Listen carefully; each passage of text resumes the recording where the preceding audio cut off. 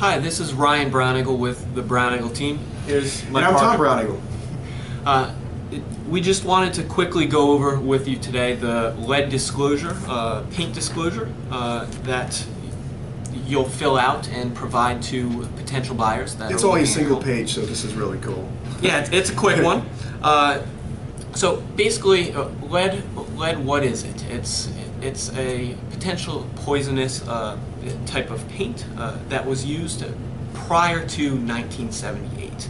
And so, number one, if your home was built after 1978, a probability is that your home does not have lead in it because those products were not allowed after 1978.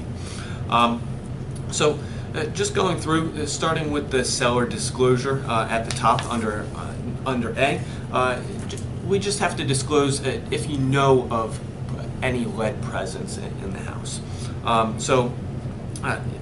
You select option 1 or 2. If you don't have any knowledge of lead-based paint, just simply check that off and then move down to, if you do have any knowledge, it asks you under section B if you can provide any information or documentation on that. And then, Tom, do you want to cover the rest of this? Yeah, sure. So, under the purchaser's acknowledgement, so you're going to fill out whether or not there's any lead in the house to the best of your knowledge, right? As Ryan just explained. The purchaser is then going to acknowledge that he received that information. And so he's going to sit there, or he or she, they're going to check whether or not they receive copies of all the information listed above, and whether or not they receive the pamphlet "Protect Your Family from Lead in Your Home." That's a standard lead disclosure that we give to every single one of our buyers, so that they understand what to look for when they're purchasing home regarding lead. And then they have an option to receive a 10-day opportunity to conduct a risk assessment or inspection for the presence of lead-based paint and or lead-based paint hazards. So they can actually bring in and pay for themselves a lead professional to uncover lead based paint or lead in the pipes or wherever it may be in your home. It's very rarely done, but just know that that's possible. And then the agent signs an acknowledgement saying that they've reviewed all the information with their client, and then we sign and date the bottom, the seller, the buyer, and both agents, and we're done. So.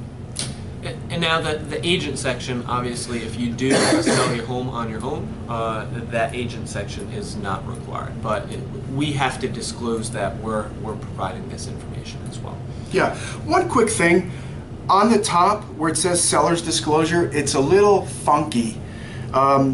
It's section A, 1 and 2, and B, 1 and 2. You're going to select one of the options. So under A, you'll either select 1 or 2, that there's known lead-based paint, or you have no knowledge. And then under B, whether or not there are records and reports available, you'll either say that you have records or you have no knowledge. So it's a little funky how it's represented there, but just check one in each section.